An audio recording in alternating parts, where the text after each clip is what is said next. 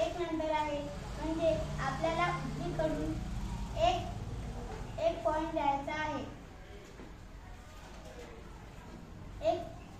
उत्तर आले 1.6.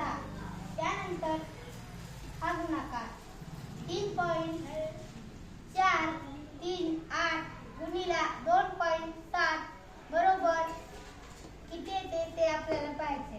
या दशांश चिन्हाचा विचार न करता या दोघांचा गुणाकार येतो 93,226.